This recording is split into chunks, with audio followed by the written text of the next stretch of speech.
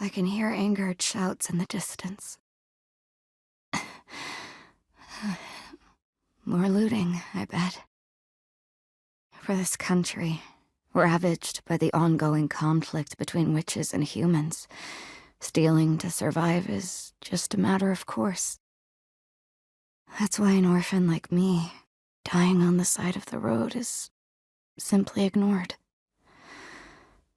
What a good-for-nothing world this is.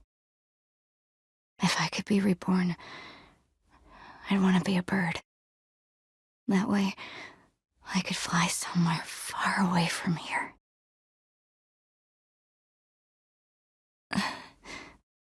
Why does my face feel wet? When I opened my eyes, I was surrounded by a halo of golden light, and a girl with blue eyes was crying over me. Was what I felt just now her tears? I won't let you die. The words the girl spilled along with her tears somehow brought me to tears as well. Maybe this world isn't so bad after all. That was the first time in my life I had ever thought as much.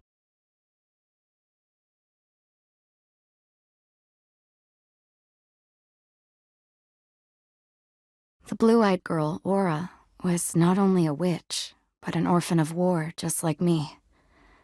Until now, she had been helping people she came across in her travels. When I asked how she was helping them, Aura handed me a bracelet inset with a red gemstone. Rustica, what is it that you wish for? I want a sword. As the words left my lips, the bracelet emitted the same golden light as before, transforming into a rapier. By sacrificing a piece of jewelry worn on her body for an extended period of time, she could grant any wish. That was Aura's power. It was also why Aura was covered head to toe in jangling jewelry of all sorts. I called her a bagworm, only to get a right hook to the face in response. My power alone isn't enough to save everyone, but that doesn't mean I shouldn't still try my best to help people at least. If the ones I help reach out their hands to others too someday. Does this self-sacrificing softie not have a hint of skepticism in that brain of hers? Despite her good intentions, all she truly seemed to attract were jewel-hungry thieves. Oh, good grief. She's so naive, there's no way I can leave her alone. Those who learn of Aura's power all get overtaken with greed sooner or later. That's what I decided. We found ourselves in a village ravaged by a deadly disease. Its villagers too poor to buy the medicine or rations to fight it. Aura, you've already used up all your jewelry, so there's nothing else we can...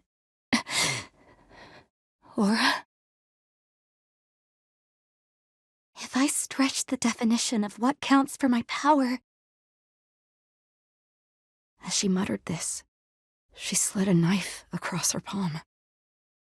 With no time to stop her, a wealth of golden light shot forth from her hand, enveloping the entire village in its glow.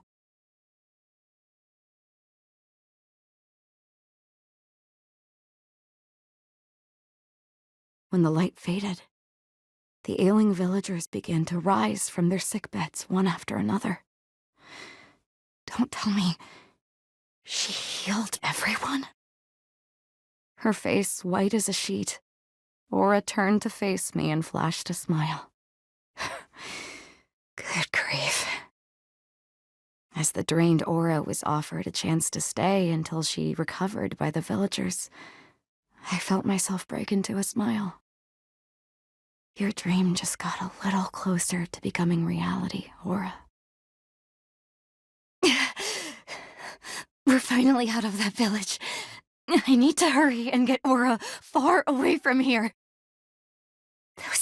dumb, feeding me lies that it was just taking her longer to recover.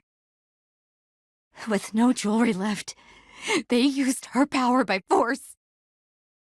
Aura was drained thin, covered in wounds across her entire body. Even her hair has been cut this short, and her eyes... Rustica, is that you? Yeah, it's me. I'm sorry I didn't make it sooner. Yes, that's definitely Rustica's voice.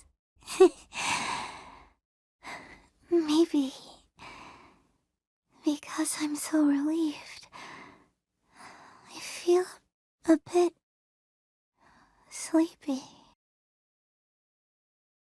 No! Aura, you can't sleep right now!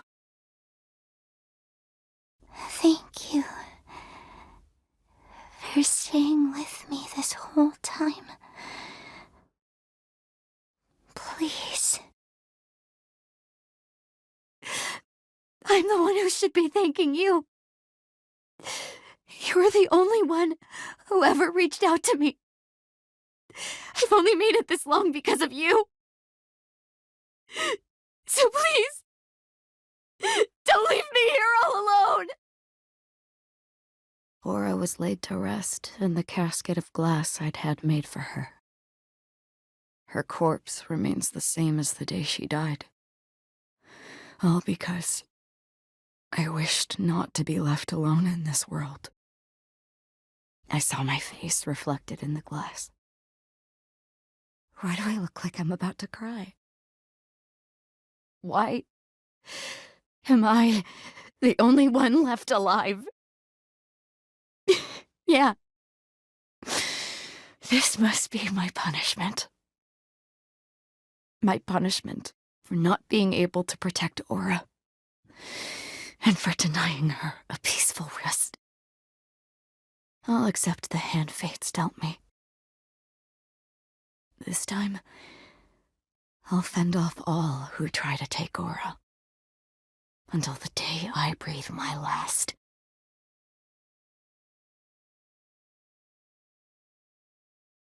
I warded off all who came to disturb Aura thereafter, until the day I pointed my blade at yet another approaching figure in need of a lesson. I came to leave some flowers for her. Flowers? Anyone who's ever shown their face here has tried to steal Aura away. But this girl is different. Seeing the bundle of wildflowers in the girl's hands, I felt tears stream down my cheeks. The girl who came to leave flowers for Aura was the very one who had once wished for her ailing grandmother to be cured.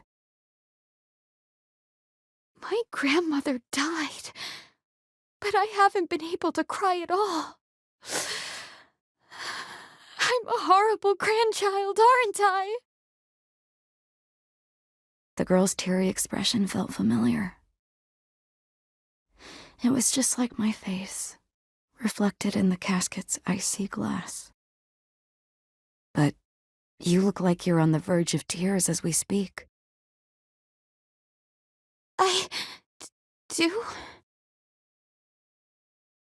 Once my words had sunk in, the floodgates opened, and the girl broke into heaving sobs.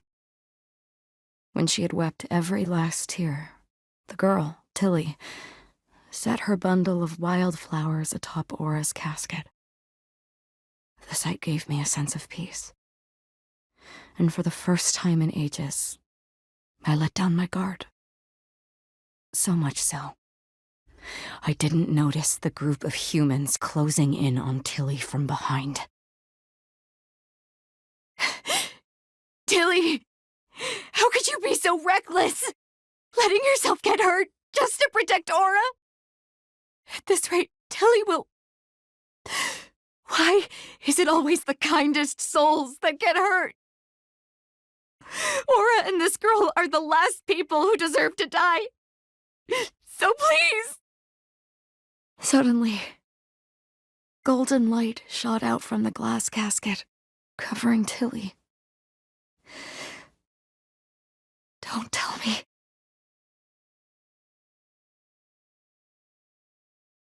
The light that had enveloped Tilly then circled around me, before finally dissipating into the sky. When Tilly opened her eyes, she muttered Aura's name. Just as I thought. I closed my eyes before the empty casket. Aura is now free. And with her gone, my reason for living is also. Would you like to travel the world with me? Opening my eyes once more, Tilly was there, extending her hand up to me.